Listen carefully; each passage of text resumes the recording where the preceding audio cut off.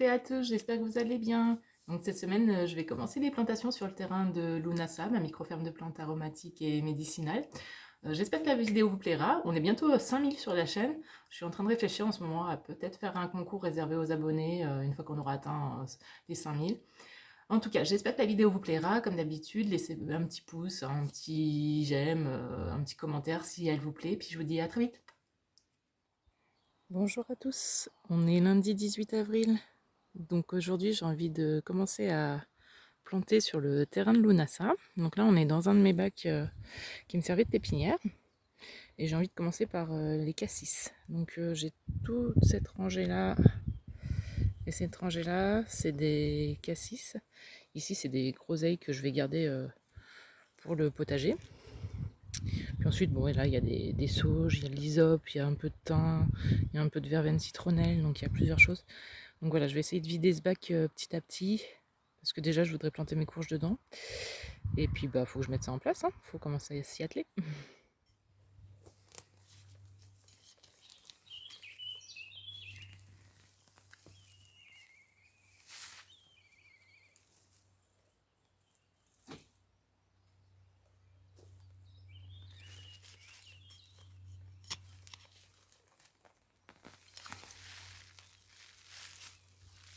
Donc là, j'en ai 20 ou 21, je sais plus. Il m'en reste 3 ou 4 en bouture, mais qui est d'une autre variété que je vais peut-être garder pour planter avec les groseilles. En fait, les groseilles, je veux les planter tout le long là du mur.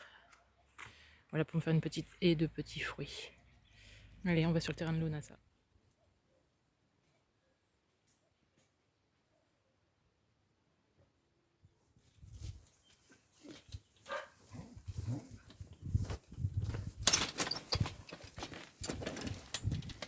Donc là, on est sur le terrain de Lunasa. Et donc, j'ai commencé à soulever une bâche pour regarder comment c'était fait en dessous. Où ça en était. Donc, on les a mis, je crois que c'était début mars avec mon petit frère. Vous voyez, là, l'herbe, elle est morte complètement. Il reste un peu de liseron. Bon, ça, c'est normal. Hein. Il faudra plus de temps pour qu'ils disparaissent. Puis, vous voyez, la terre, c'est pas trop compliqué. Elle est pas trop tassée. J'ai beau ne pas l'avoir travaillée, elle est meuble. Hein. Donc, voilà à peu près à quoi ça ressemble là-dessous. Donc c'est bien, ça va continuer à travailler, ça fait qu'un mois et demi, donc c'est déjà pas mal. Voilà, donc je vais les planter, là je vais aller planter les cassis, je vais les mettre en bas. Parce que du coup ils auront un peu d'ombre dans la journée et ça leur fera pas de mal. Parce que les petits fruits comme ça aime bien un peu la mi-ombre. Je vais planter les cassis dans le bas du terrain. Parce qu'ils préfèrent quand même voilà, c'est plus des plantes de sous-bois qui aiment bien un peu la mi-ombre ou ils aiment bien avoir un peu de soleil dans la journée hein, aussi. Surtout, ils aiment bien avoir un sol frais. Et c'est là où voilà, le terrain est à plat. Ici, c'est plus humide en fait. Donc, je vais mettre les menthes, la mélisse, la reine des prés. Enfin voilà, en fonction d'exposition, je vais placer mes plantes. Et voilà. Donc là, je voulais juste préciser que c'était des boutures que j'avais fait. C'est des noires de Bourgogne, ceux-là. Je les ai fait en automne 2021, d'après mes souvenirs. Donc elles sont belles maintenant là. Elles ont déjà bien poussé encore cette année. Donc voilà, je vais aller les planter. Pour planter, moi j'utilise tout simplement un sécateur. Alors il existe des appareils faits exprès qui font fondre le plastique, qui font des beaux cercles. C'est le truc parfait, on est d'accord. Et ça coûte une centaine d'euros juste l'appareil. Et chaque pièce, parce que vous avez différents diamètres, coûte entre 50 et 80 euros, j'ai regardé. Donc voilà, un sécateur et il a à peu près 15 ans je pense, il a dû me coûter 2 euros.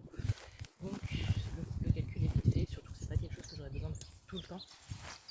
Il y a beaucoup de plantes qui sont vivaces que je vais cultiver, donc une fois qu'elles seront implantées, il n'y aura plus de soucis de devoir refaire des trous. Alors oui, ça s'effiloche un peu, ça peut abîmer un peu la bâche, je sais pas, sur le long terme, il faudra voir. Voilà. Pour le moment, je trouve que ça aurait été ridicule d'investir. Les petits pieds de cassis sont tous en place. Là, je suis contente. Hein. En plus, le hasard fait bien les choses. Il m'en manque juste un pour avoir tout complété. Honnêtement, quand j'ai fait les boutures, j'ai fait au hasard et je suis contente. Le hasard a bien fait les choses. Donc vous voyez, alors je les ai plantés à 90 cm les uns des autres. C'est un petit peu serré. En général, on recommande 1 mètre, 1 mètre 20. Mais bon, moi je préfère qu'ils soient un peu serrés pour que leur feuillage fasse un peu d'ombre sur la bâche. Et je les ai mis en quinconce comme ça, voilà. Hop. J'en ai mis 2 rangées. J'ai même pas calculé combien ça m'en fait. Au final, j'en avais un peu plus. Hein. Tout à l'heure, je crois que je vous ai dit 21 ou je sais plus. Mais j'en avais oublié un petit paquet que j'avais déraciné sur le côté. Bon, bref. Ouais, donc voilà, là, il m'en manque un. Mais bon, j'en ferai une bouture en plus tard. Donc voilà ce que ça donne. C'est cool, ça fait plaisir de mettre enfin des premières plantations. Il reste juste tout ça à planter. J'aurais peut-être pas tout planté hein, cette année. Hein. J'aurais peut-être pas assez pour planter partout. Donc voilà, j'avais arrosé là avec l'eau de la mare. Et puis ce sera une bonne chose de faite pour aujourd'hui. Hein.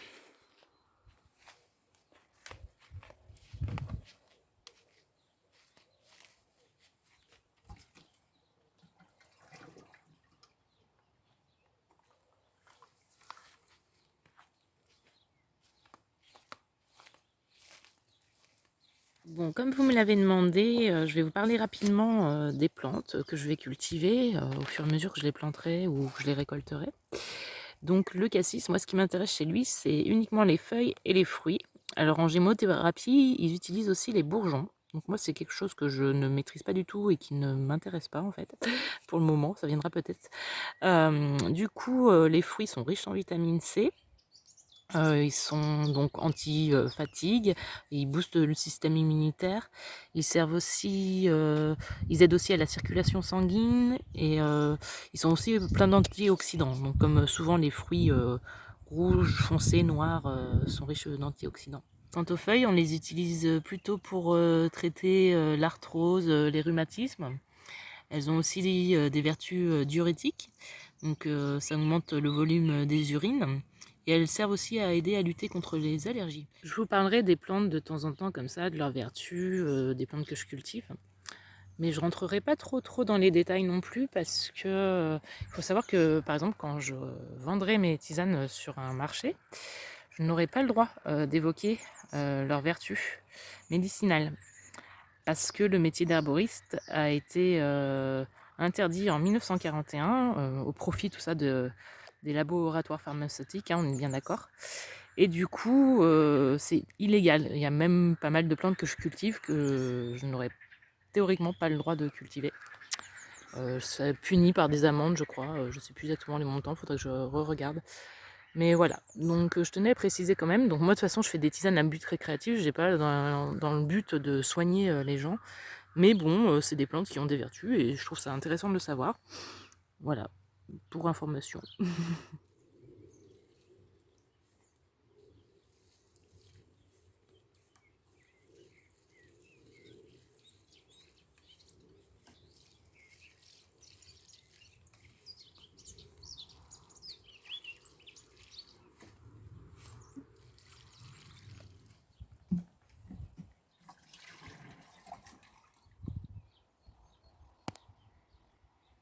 Et est-ce que vous connaissez cette plante?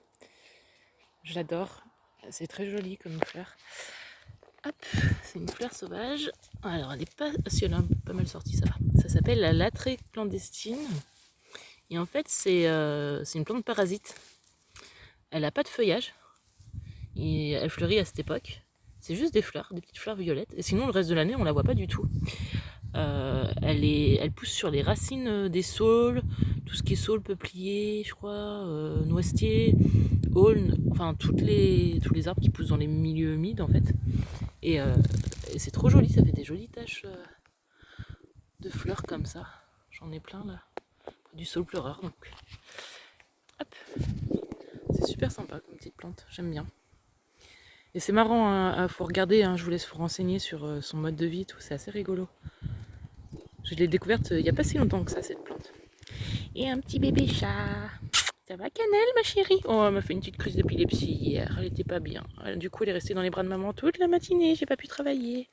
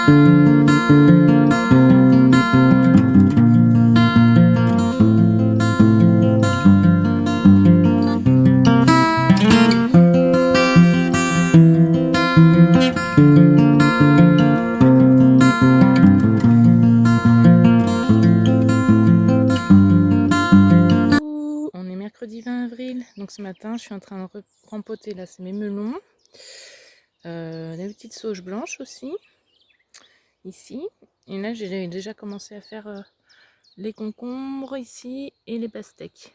Donc tout ça je les ai plantés le 25 mars. Donc voilà, bon les pastèques et les melons c'est pour m'amuser, hein. En général j'arrive pas à avoir une vraie production.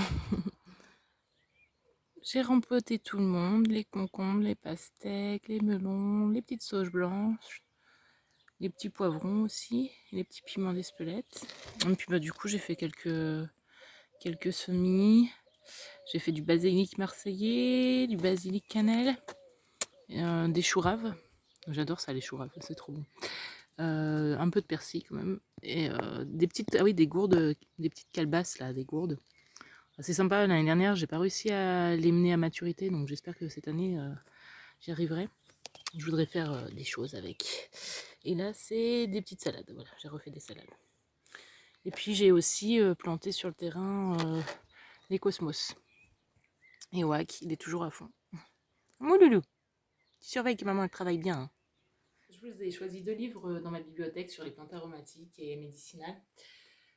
Du coup, j'ai choisi les plus récents parce que moi j'ai pas mal de livres anciens. Il faut savoir que je les collectionne depuis que j'ai à peu près 10 ans, donc j'en ai un petit peu, et surtout j'en ai beaucoup de livres d'occasion et beaucoup de livres qui parlent aussi des plantes à l'époque médiévale en fait, surtout. Donc comment ils traitaient les gens, c'est un mélange de croyances et de spiritualité, de médecine qui est médecine, voilà.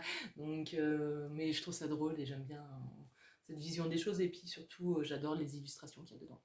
Mais du coup, je vous ai choisi pour vous des livres plus récents pour que vous puissiez les trouver, et surtout qui sont réellement utiles, parce que les autres, des fois, hein, il y a des techniques un peu particulières quand même. Donc là, je vous ai choisi celui-là, Les plantes du bien-être, édition Chêne de Michel Pierre.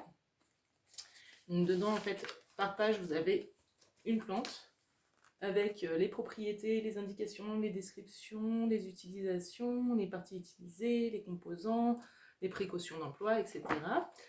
Donc celui-là, il est pas mal. Il y a beaucoup de plantes dedans, en fait. C'est ça qui est super sympa. Mais je le trouve un petit peu, pour des débutants ou des gens qui s'y intéressent juste vaguement, c'est un petit peu poussé, en fait, je trouve. Mais il est super sympa. Voilà. Et ensuite, aux éditions Larousse, j'ai Larousse des plantes médicinales. Et lui, en fait, je trouve qu'il est plus simple pour des gens qui s'y intéressent juste comme ça, vaguement, en fait. Si vous devez avoir un livre sur le sujet, juste au cas où, en fait. Celui-ci, il est sympa. Il y a plusieurs plantes par page, par contre. Bon, il y a à peu près voilà, description, habitat et culture, parties utilisées, constituants, effets et usages médicinaux. Voilà, il y a pas mal de détails aussi sur, voilà, sur les plantes, sur l'histoire aussi des plantes. Et ce que j'aime beaucoup, surtout dans ce livre, c'est que contrairement à l'autre, on va vous expliquer, je crois qu'ils expliquent le vocabulaire déjà, ils expliquent comment les faire sécher, comment les récolter, ils vous expliquent aussi comment faire, je sais pas, une teinture, un macérat, des huiles. Ils vous disent aussi comment, voilà, si vous avez telle ou telle maladie, alors par exemple, enfin, tel ou tel symptôme, parce que maladie, on ne peut pas se soigner non plus tout seul. Par exemple, là, vous avez blessure légère et contusion. Donc, désinfecter une plaie, cicatrisation, contusion. Et vous avez donc les plantes et des remèdes, en fait. Vous ne voyez pas grand-chose, mais il faut me croire. Donc, voilà, vous avez pour plusieurs symptômes différents. Aphte et inflammation des gencives. anxiété, état dépressif, tension nerveuse, maux de tête, migraine, insomnie, enfin voilà. Et vous avez des recettes du coup en fonction avec une ou plusieurs plantes. Donc lui, je le trouve bien détaillé et surtout il parle de, voilà, ils expliquent bien comment faire. Là, c'est vraiment pour si on a envie de se soigner un peu, prendre soin de sa santé avec les plantes en fait. Alors que celui-ci, c'est plus, voilà, c'est, ils expliquent que c'est plus des planches botaniques avec, voilà, les vertus et tout ça, mais ils expliquent rapidement comment les utiliser. Et par exemple, il n'y a pas de mélange avec plusieurs plantes ou quoi. Donc voilà, j'espère que ça vous intéressera. Mais si dans les deux, honnêtement, moi je vous conseillerais plus celui-ci. Moi je le trouve moins joli, mais il est plus intéressant. Voilà. Bonjour, on est vendredi 22 avril. Donc là c'est 10h à peu près ce matin. Moi je suis déjà au potager depuis un petit moment. J'ai commencé à dépailler cette plate-bande. Voilà. Donc là il y a les petits pois qui poussent qu'on avait semés ensemble. Et j'ai commencé à repiquer ici les petites betteraves jaunes. Et là je vais mettre des oignons aussi. Et donc je vais faire une répétition derrière, betteraves jaunes et oignons aussi. Donc voilà, j'ai mes petits semis qui sont là. Et là c'est ce qu'on avait fait la semaine dernière. Les petites betteraves roses qui commencent à bien installer. Il va falloir que je regarde à droite à gauche. Il y a quelques petits trous parce que j'ai eu des taupes qui sont passées. Mais voilà, je vais compléter, il m'en reste quelques-unes. Voilà, je profite là un peu de la fraîcheur parce qu'en ce moment il fait chaud ici. Ils avaient annoncé de la pluie dans la semaine, mais on l'attend toujours. Un petit potiron. Cette semaine, j'ai reçu un commentaire sur la vidéo de ma maison à 8 000 € en fait, où je présente ma maison. Et bon, déjà, j'avais été étonnée de recevoir ce genre de commentaire avant. C'était pas, même pas dit méchamment, c'était juste une phrase qui était balancée comme ça. C'était, la personne disait, c'est un peu la misère quand même. Moi, je lui ai répondu que c'était un point de vue. Personnellement, ce que je considère comme de la misère, je sais ce que c'est. Je l'ai un peu vécu dans le sens où, voilà, moi quand j'avais 20 ans, à un moment, j'avais plus d'endroit où dormir, j'avais pas de quoi m'acheter à manger. Ça, c'est la misère. Et en fait, je réfléchissais à ce concept de misère. Je comprends ce qu'il a voulu dire en fait. Comparé au monde actuel dans lequel on vit, ça peut. Mon mode de vie peut passer pour un mode de vie misérable. Mais pour moi, la misère, c'est pas ça. C'est quand tu subis une situation en fait. Quand tu l'as choisie, t'es pas dans la misère.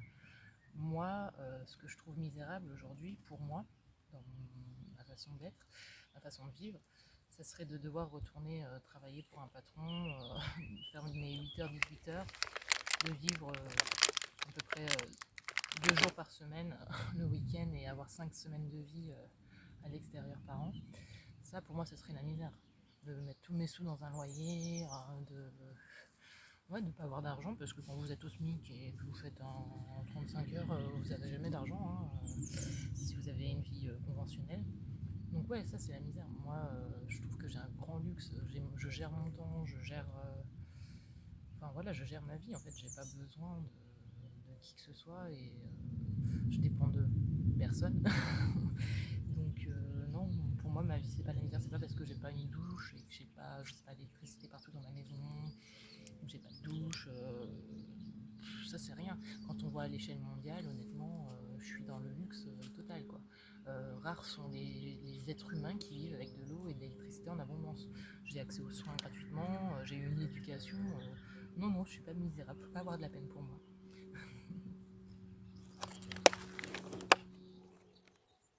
Et voilà, c'est terminé. Donc là, on voit rien parce qu'ils sont perdus dans la paille, les pauvres.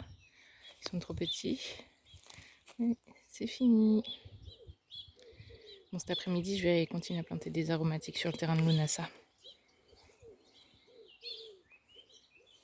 Bon, il est 19h30 là. Je suis encore en train de travailler. J'ai pas fini. Je devrais bientôt avoir terminé la plantation. Là, aujourd'hui, je faisais de la mélisse. Alors, vous voyez pas grand-chose parce que je les ai ratiboisées pour qu'elles reprennent bien, qu'elles mettent toute leur énergie dans les racines. Donc voilà, je voudrais finir la ligne. Bon, il me reste plus que ça. Bientôt terminé. Sont sympas mes petites voisines. Bon, du coup, je vous dis à bientôt et passez une bonne semaine. À dimanche prochain.